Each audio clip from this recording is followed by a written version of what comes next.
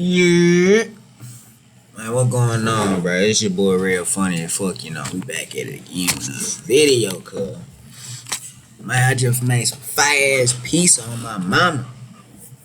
Get y'all goof ass back.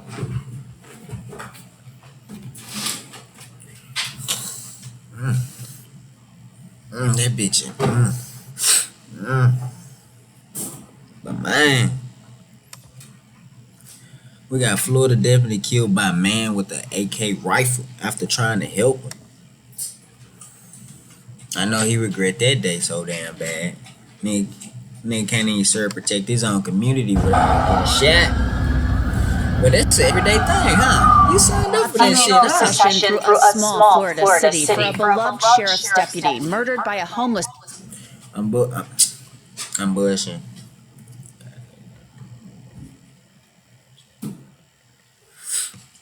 Now it's man. He tried so hard to help. I have the heartbreaking case of the death of Sergeant Elio Diaz and how he's being remembered. Welcome to Crime Fix. I'm Anjanette Levy. Sergeant Elio Diaz was a devoted sheriff's deputy and a father in Charlotte County, Florida. That's on the west coast north of Fort Myers in a city called Punta Gorda. I've actually been there a few times and it's a pretty quiet place. Diaz was doing his job on. Whenever somebody say, "Oh yeah, this is a nice gated community. It's so quiet. Don't nothing ever happens." That is a complete fucking lie. There is ain't no place on earth is very quiet where you stay at, unless you just stay by yourself on a fucking farm. Other than that, you're not gonna stay in a quiet neighborhood because there's still gonna be thieves in that bitch. There's still gonna be nosy neighbors or loud neighbors. And it's gonna be that one maniac with their car, with a V8, who wanna cut up through that bitch drastically. You feel me?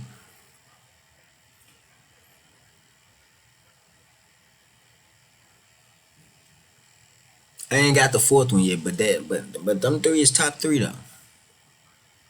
Sunday, December 15th, when his life was taken in an instant by a man who was actually trying to help. Diaz wasn't trying to throw this man in jail or anything like that. He was trying to do the exact opposite.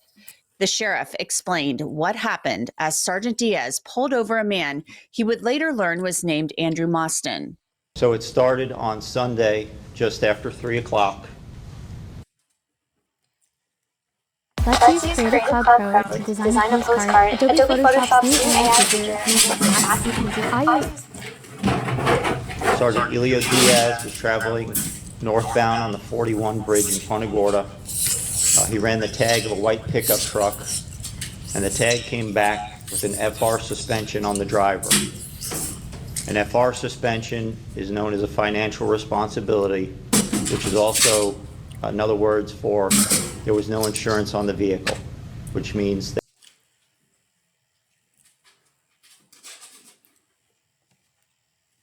So what's the law on y'all insurance policy with the vehicles? Cause I know I stopped it too soon, but that's a reason to get a ticket though.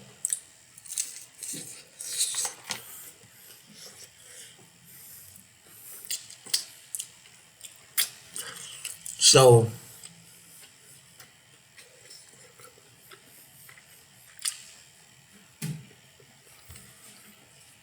where did this nigga proceed to see where this man needed help when you literally ran his tag and it coming up as no insurance registered with his vehicle?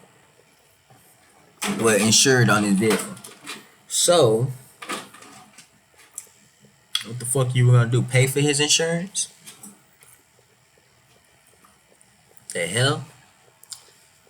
They either didn't renew it or they never had insurance on the vehicle. Sergeant Diaz followed the truck as the driver complied and pulled into a gas station. The truck pulled into the gas station in the harbor.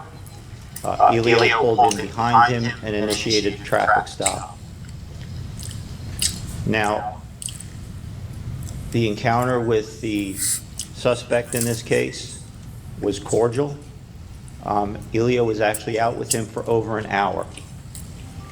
He found out and realized that this individual was homeless and he was living out of that truck.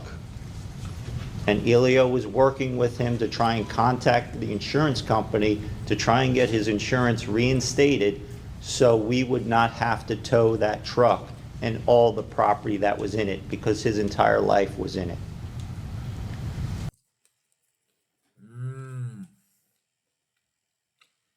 Okay.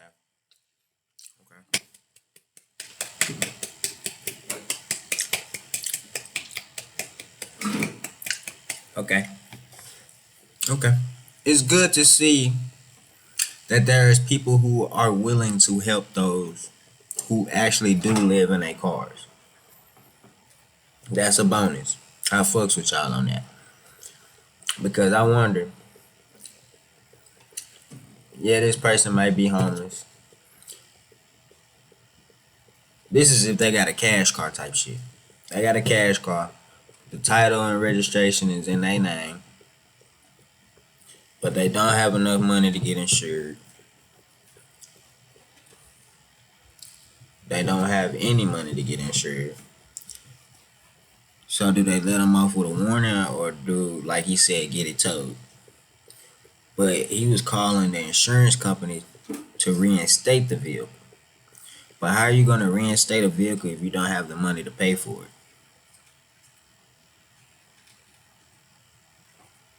Like I said, were you going to pay it? Was the city going to pay it? Like, who's going to pay this bill that miraculously has to be put on this damn car? Because I can't pay it. And I get it, so you're trying to help me, but after this first payment, who gonna keep up with it? Like, real shit. Who's gonna keep up with the payments if this one stop and you find a solution? Is he gonna stick to his word to try to keep the insurance on the car, or he's gonna fall back into the same pattern he's in right now and constantly get pulled over? Y'all let me know down in the comment section, bro. Y'all let me know. So Elio was in his car doing what he needed to do. And like I said, it was over an hour later. So Sergeant Diaz, for more than an hour, tried to help this man who was homeless, living out of his truck, so he wouldn't have to tow his vehicle. What happened next is so upsetting and absolutely shocking. At that point, he got up out of his car and approached the shooter. He called out to him, at which time the individual reached into the truck, pulled out a rifle, and opened fire on him. And as Elio fell, he took a couple more steps forward and fired at him while he lay on the ground.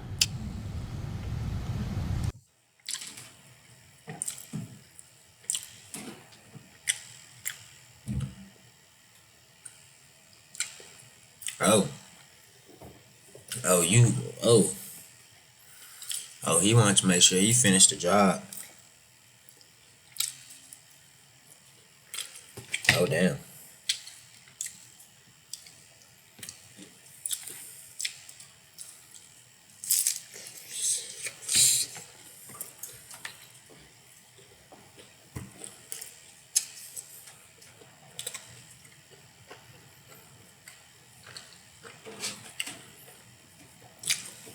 My question is, what changed in that moment? From him sitting in the car, getting the information, the officer going back to his car, and then when he called back out his name to do so and so. Between that time frame,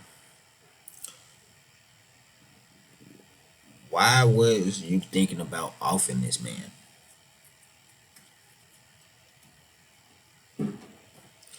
Like, you was calm, cool, and cordial for at least, I'm gonna say, since he said that it was an hour interaction, so I'm gonna say for a good 50 minutes. He was cordial for a good 50 minutes, and then all of a sudden, a fucking twig in your brain just snap, cuz. And you say, I'm off this man. Because I don't want him to tow my truck. And nor do I want to live in jail.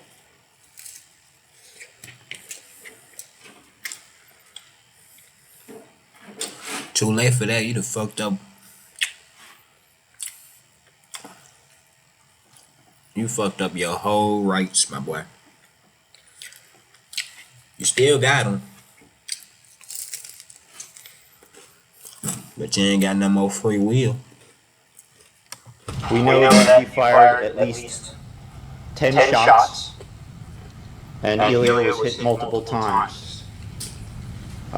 We won't have all the exact until we have all the forensics and the pathology report back. At that point, the shooter fled in his truck. There was absolutely no reason for this person to shoot at Sergeant Diaz, which should have been a somewhat routine traffic stop. And a lot of law enforcement officers will tell you there is no such thing as a routine traffic stop, turned into a search for a cop killer. Imagine being able to build anything just by thinking about it. Meet Base 44, a complete AI creation platform. And my investigators did an outstanding job with tracking his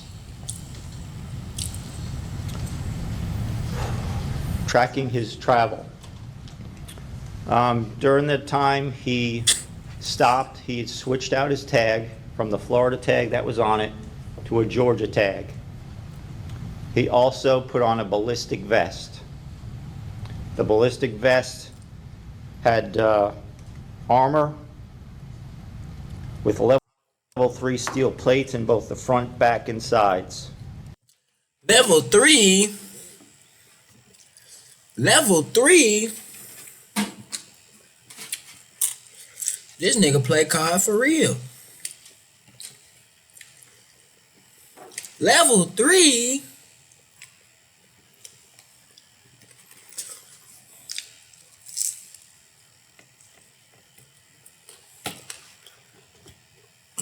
I mean, that nigga can take some damage real quick and still be fine.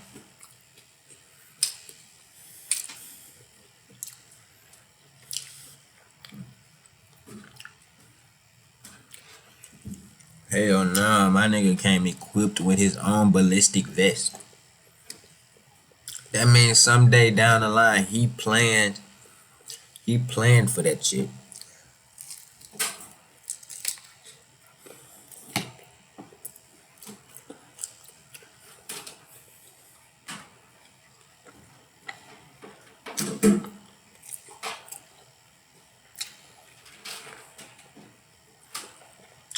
And you got an AK. It don't seem like you playing for it, but it seems like you playing for it. If you catch my drift, you feel me? It's like you was planning for the world to end, but you wasn't planning to shoot a cop. You feel me? And it's still useful for every situation. If I want to go to war with the police. About an hour later, the vehicle was spotted at Popeyes as Corporal Nate Edwards was driving by Kings Highway. He immediately called for backup, and Deputy Andrea Short was the first one to respond. And both Nate and Andrea pulled up to the... Hold up.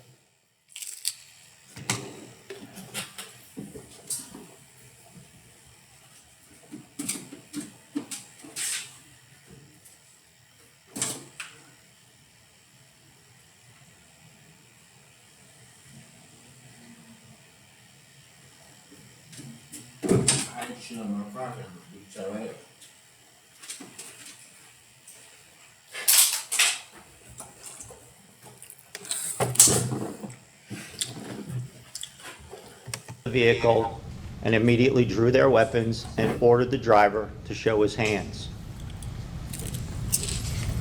The driver failed to do so. Here's some dash camera video of when the deputies found Andrew Mostyn in the parking lot of that fast food restaurant. 4 and the K9 units are pulling out of that now. Damn!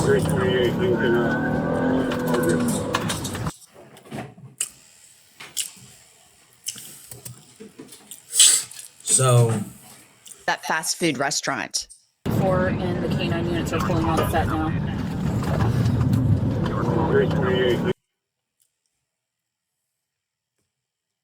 So you didn't see the big ass truck that was on the left of you when you have to look to your left before making that right turn, and you didn't see that big ass body truck come your way and make a turn with you. Y'all folks do NPCs do not pay attention to the road. Just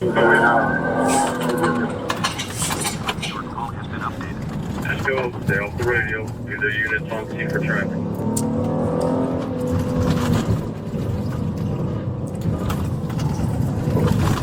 The truck is on. You can see that.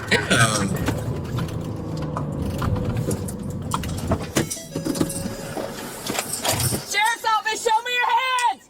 Step out of the car! Step out of the car and show me your hands!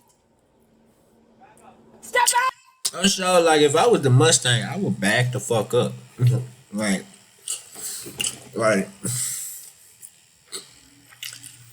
You're not moving fast enough for me.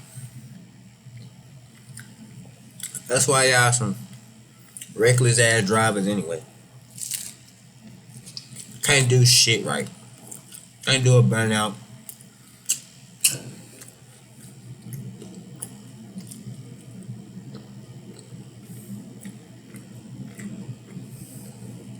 I'm sorry, they how good as fuck. Can't do a donut without hitting people. Can't drive in a straight line without swerving off the road.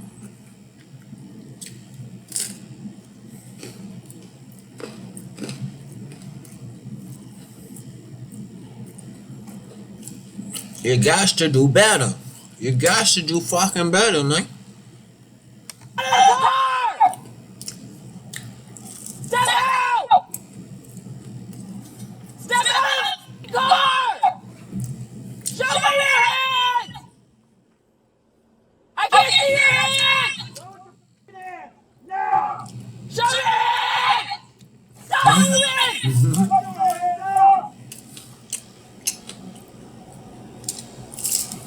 Show me your hands right now!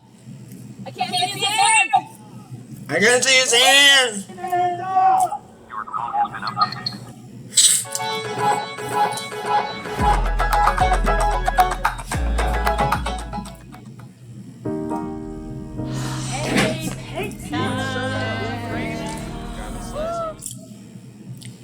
The cases I cover each day here on Crime Fix show you just how scary the world can be. And one of the scariest things that can happen is if you ever get hurt. But I want you to know, if you are ever seriously hurt or if you're in an accident, your case could be worth millions. And that's where our sponsor, Morgan & Morgan, comes in.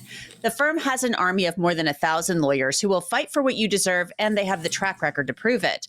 In the past few months, Morgan & Morgan has won big verdicts like $12 million in Florida, $26 million in Philly, and $6.8 million in New York.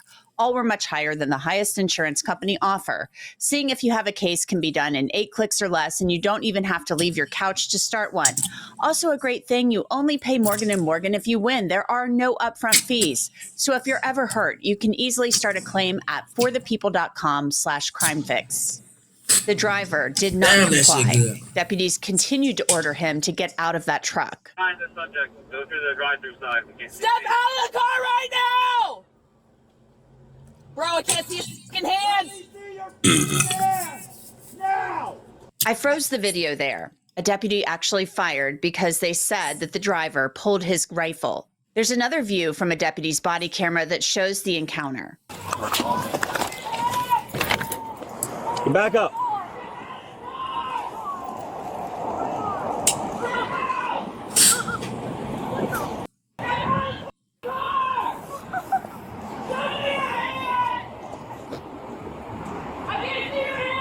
Show us your hands now! Put your hands up! Now! He took that safety off. Put your hands up! Put 'em Neither up! unit come behind this subject. You go through the drive-through side. We can't see his hands. Y'all know that. Put him up! Put it up! Put it in the back! In the back!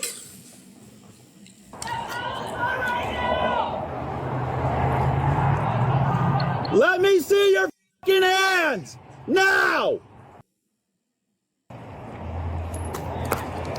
Shots fired! Shots fired! Was that you? You good?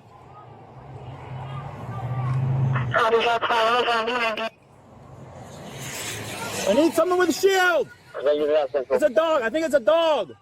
Deputies then went to the truck where another camera recorded the truck. A dog was inside and they found a rifle. Stand by. Stand by. Appears to be Turner, you okay? Count for the round ricocheting.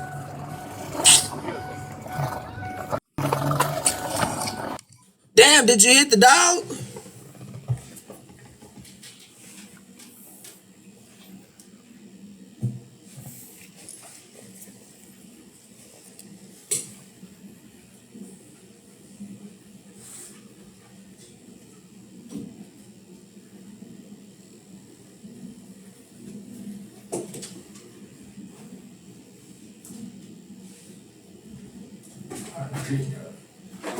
You can't keep shit, fool. It's hard to read. Like up.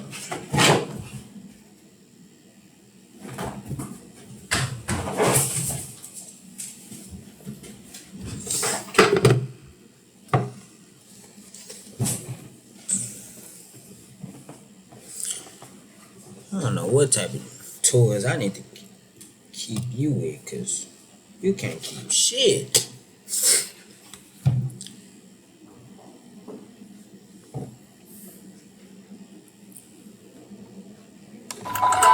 The sheriff broke down what you just watched. And at one point, he made an overt movement, and Deputy Andrea Short fired a single round into the truck, striking the shooter. As other units arrived, they were able to safely approach the truck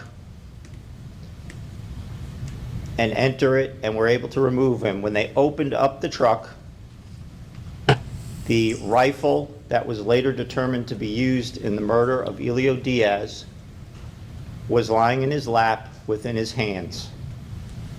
The actual overt movement that Andrea saw was him lifting the rifle up. What if he did intentionally lift it up, but he wasn't gonna use it? He just wanted them to end his ass. He wanted to get a free ticket up there to, not up there, but down there to hell. You feel me? He wanted his free one-way ticket up there, and I don't think he got it. I don't think he got it.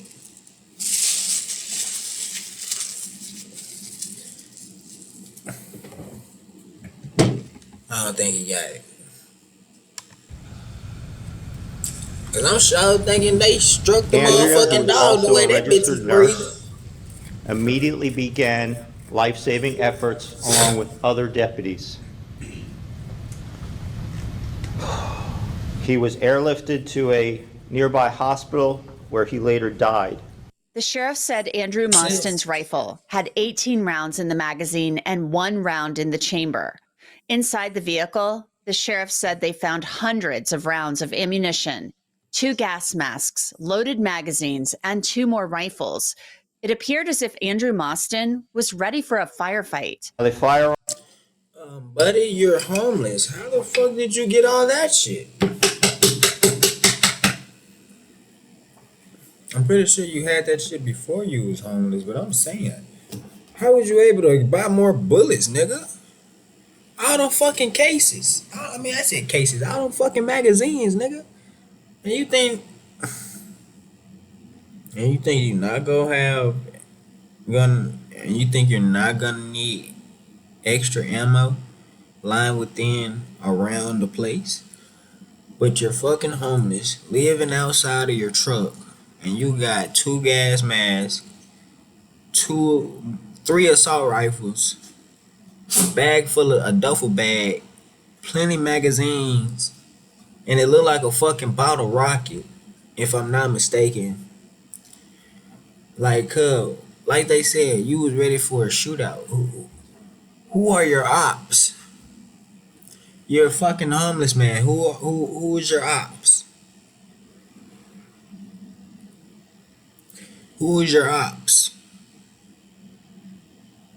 In the picture they're showing, it seemed like you upkeep yourself. So, nigga, who is your ops? What the fuck? Like, what the fuck? It's not making sense. It's not making sense at all to me. Man just ended that poor man's life for no fucking reason.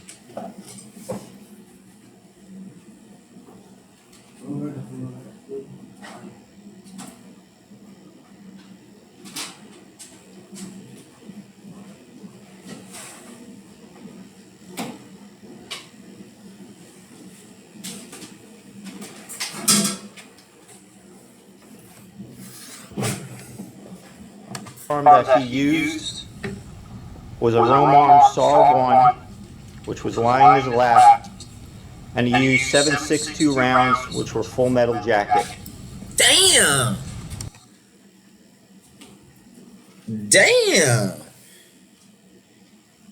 That nigga did not come to play. He know. Hey, I want to know how many hours he got on card, cuz.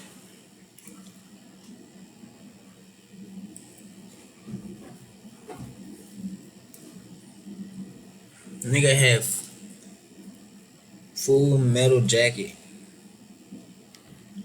Hold on, I feel like I just said that shit wrong as hell. Was a Roman SAW 1, which was lying in his lap, and he used 7.62 rounds, which were full metal jacket. Full metal jacket, 7.62 rounds. 90223. 90556. 90308. That boy used 7.62, boy.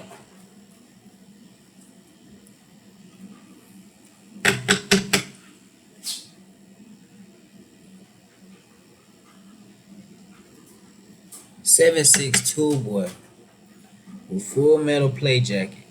Full metal jackets. That nigga is a prestige master, cuz. Even though you can get that shit just by leveling your gun up, but that nigga was prepared, and you cannot say otherwise. Cause if he had a point to where he had the real deal stand off with their ass, I feel like he'd go toe for toe with their ass. Maybe he might not have all the ammunition and firepower. The ammunition and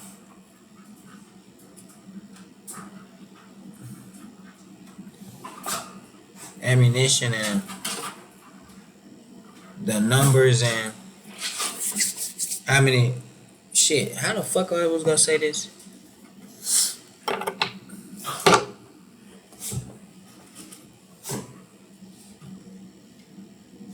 It's one of him, and it's a group of them. That's what it basically what the fuck I was trying to say. His ass going against the army, bro. He damn near going against the army by himself. Even though it's the fucking sheriff's office. They damn near coming like the army.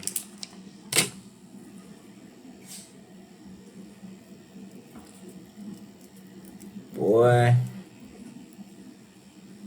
That nigga was ready to go to war for real. Also found, like I stated, he was wearing a ballistic armor vest. The vest also contained pouches with a loaded magazine, as well as a trauma kit and a med kit. We found additional magazines and a trauma kit and a med kit on his ballistic vest with an extra mag, cuz. I'm starting to believe this man was born into a military family. Or just them classic rednecks who love shooting guns and shit.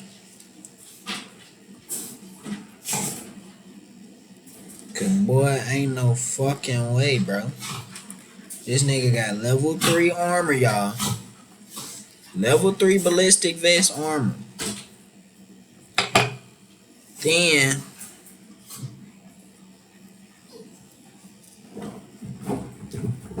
this nigga had 7.62 full metal jackets.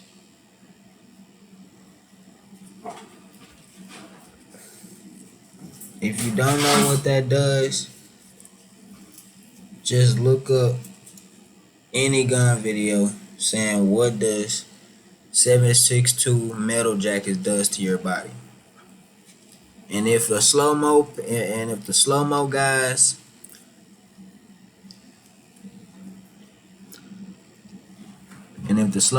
or demolition ranch pop up, then them your go-to. Cause them really the only gun people I truly be seeing on my shit. Besides,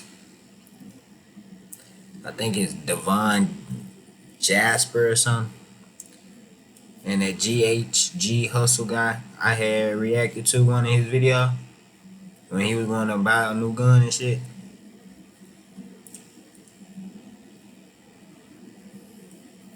And I'm forgetting about my nigga Hood Rockstar.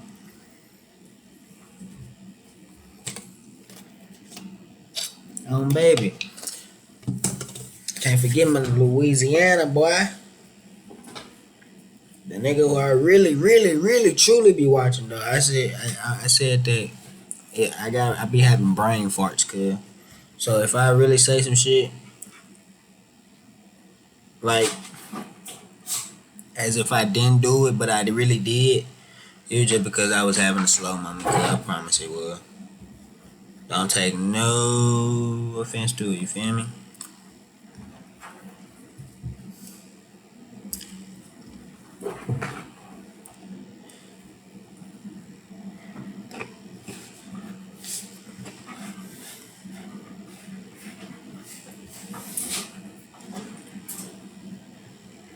Ammunition on his person and inside the vehicle. The one in the vest was fully loaded, and there was one on the dashboard that was partially loaded. In addition, we found other weapons to include a crossbow, a bolt-action rifle 22, a semi-automatic rifle with scope of 5.56, and of course the SAR-1. He also had 2 gas masks. The vehicle search also concluded well over 1,000 rounds of various caliber ammunition and 2 gas masks.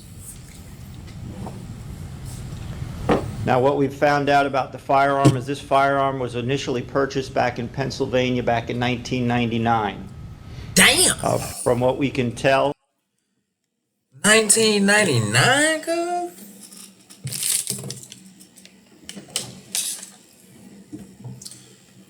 And what that shit say, 2024? Buddy cannot wait to use that motherfucker. That bitch been in that hoe collecting dust if he ain't been taking that hoe to the range.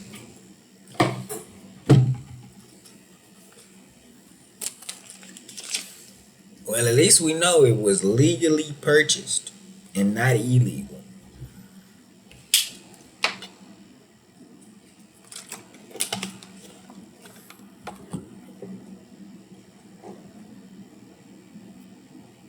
So, it's not a bonus, but it's a bonus, you feel me?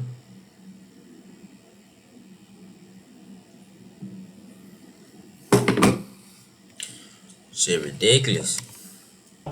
Is that firearm was later traded to a dealer out of Orlando, but we have not been able to confirm that yet.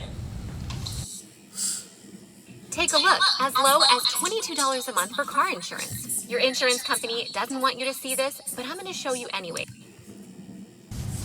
And we are not sure how he got a hold of these firearms. Now, there are a lot of questions. Why was this man armed and wearing an armored vest, ready to take on sheriff's deputies? And who is he?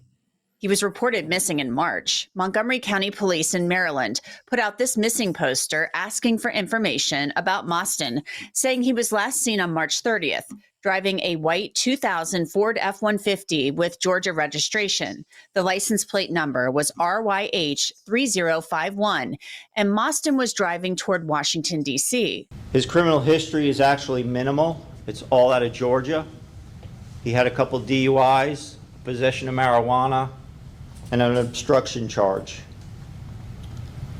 They did have a well-being check for him out of Pennsylvania, and he later checked himself into a facility in Georgia.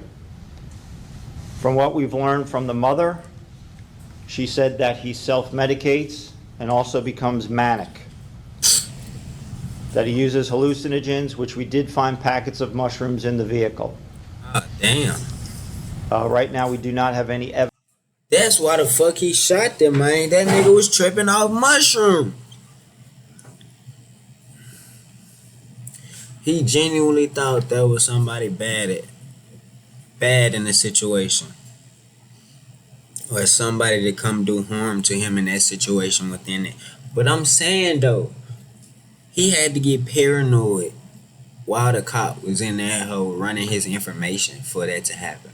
Because ain't no way you just finna automatically, when he call your name, you grab your fucking weapon and shoot at this man.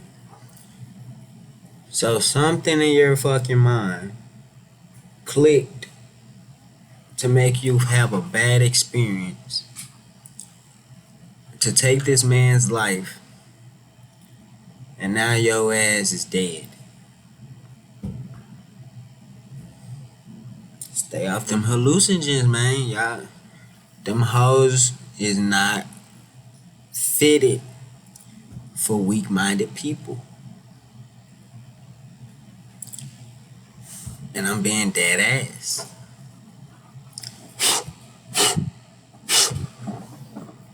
I took them hoes. I took the chocolate and the actual mushrooms. And when I say, I think I only had I think it was a 1.5 at a time. I ain't really exceed my limits of going and eating a 3.5 all together. That type of shit. But I did at least do maybe 2 grams at the most. 2 grams at the most. And boy, when them hoes kick in, them hoes really kick in. Them hoes I feel like mushrooms is the actual effect edibles should have on you.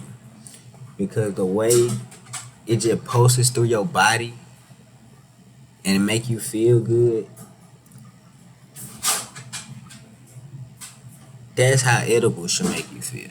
But every time I have an edible experience, I don't be feeling shit. I swear, I don't feel shit. But I don't understand, though. I don't.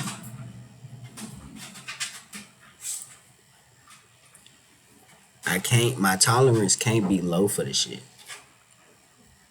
I mean, my tolerance can't be high for it. Just because I smoke every day. But that's a different type of congestion of weed, though. You're literally having it consumed in your body and it actually going straight to your lungs and into your brain cells.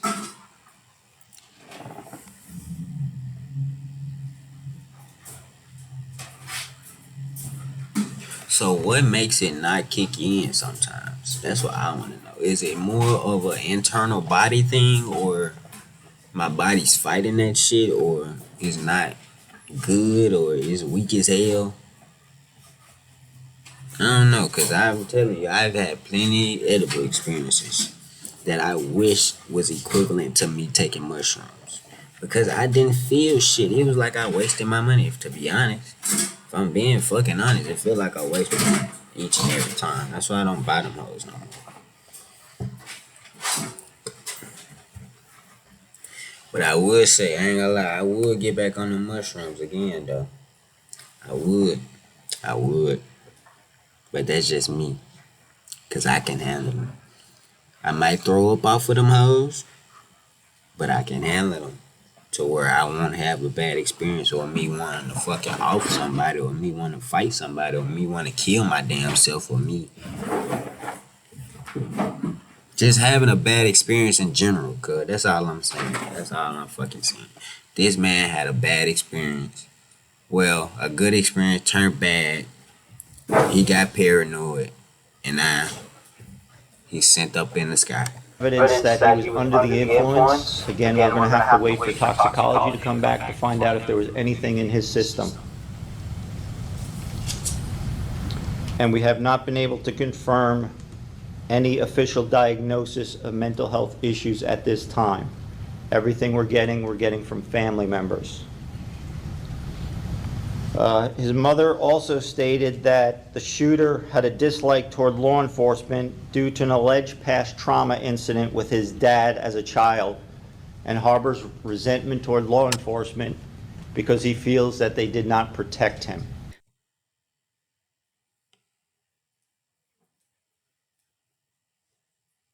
Now, was I right or was I right?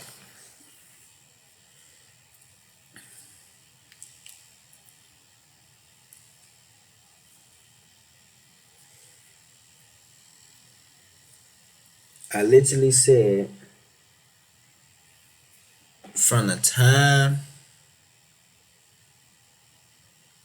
the officer walked back to his car to write him to check his information, to the point of him having to call his name again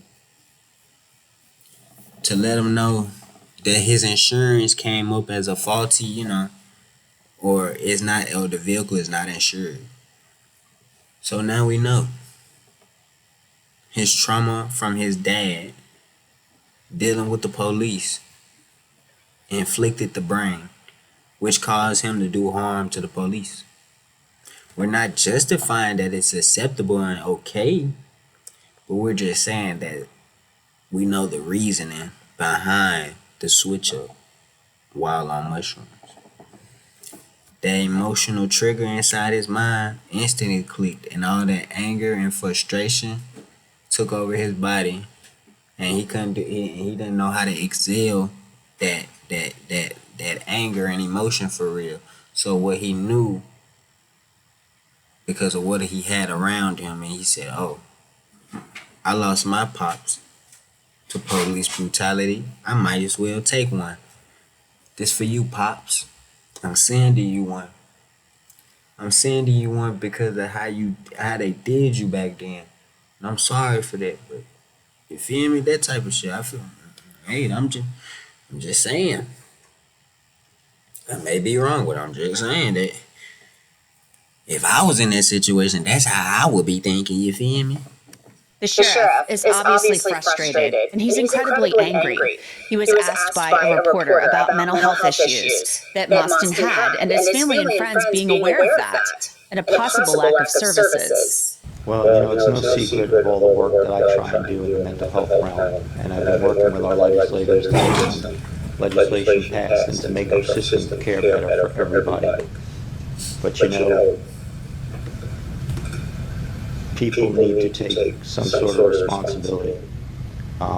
Family, friends, they believe he's got a mental health issue. They know that he's taking drugs, but they sat on their ass and did absolutely nothing. They didn't give a fuck about him. See, with family like that, you able to throw your kin, your relatives to the wolves of this world. We understand that you tried your best, that you did the most that you can do, and this person still not comprehending or wanting to get their shit together. Then you throw them to the wolves. That's under fucking standable. That's understandable. It's wrong, but it's understandable because they gotta have it clicked in their own mind that they gotta get their shit together, and you just can't be out here doing shit, especially under this roof. I understand that, but if you know truly that your son, nephew, niece, daughter, whoever has a real mental issue, like real deal mental, then I feel like you should not give up on that person. I feel like you should not throw that person into the streets of the world. No matter how tired, no matter how much you can't take the shit no more, you can't take the stress, the frustrations, and all that shit. You can't take what comes with it. There's fucking facilities out there for this shit. Even though he checked his own self in, and I forgot when they said he checked himself in, but I think it was like around March or some shit. I feel like that's probably the only time his ass done got some type of sort of help. Like the officer said, why they sat on their asses and ain't do shit. They didn't give a fuck about this man. They just wanted this man out the house. Whole time he trying to patch up his pain and shit with the drugs, with the mental issue he has going on. He trying to patch that shit up with more drugs that's gonna fuck up the problem even more and cause more damage. Instead of your own relatives seeing that you need help, seeing that you're struggling, seeing that you is fighting something within yourself, but they don't care. They feel as if it's not their problem, not their issue. They don't want to have to deal with that weight on their shoulders. And that's why I feel like so many people who got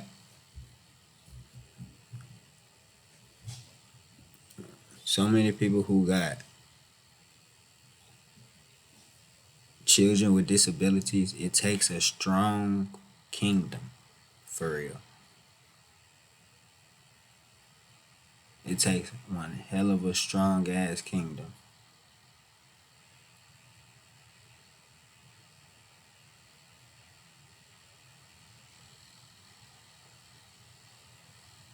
I wouldn't wish that on nobody, but if God do it for you, you just gotta go through it.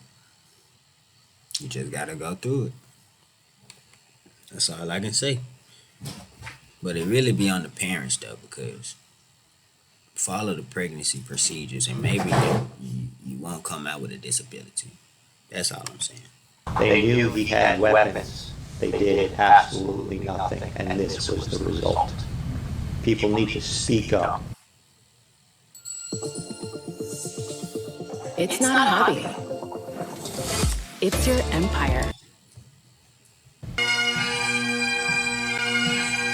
Elio Diaz was laid to rest Friday at a funeral service. His daughter spoke about her father, remembering her beloved dad. On July 15th, Daddy was given to us and put on this earth. And on December 15th of 2024 is when everything was taken away from my family and I. Daddy is my best friend, my first love, my role model, my biggest supporter, my protector, and my forever superhero. Daddy is my everything. He is my king, and I am his princess. As his daughter, along with my older sister, he raises us and continues to raise us to be nothing but strong and fierce, and to not take anything from anyone, to be determined, and to be as humble as Daddy is.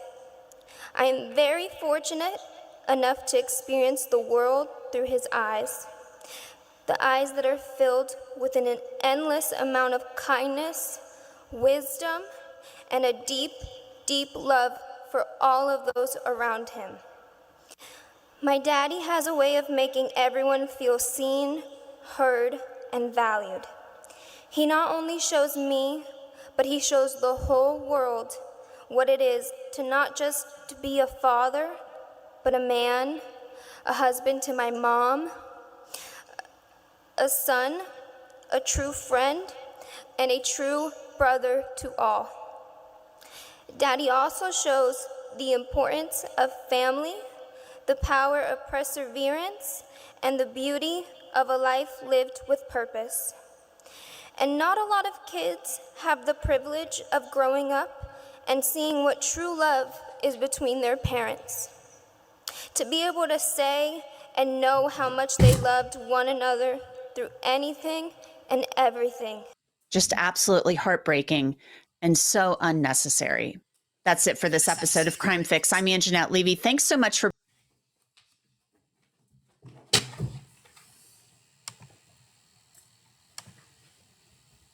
Man, it's a sad ass world out here for like real deal shit when the innocent get taken away from us. Rest in peace to that father though. It's your boy Ray.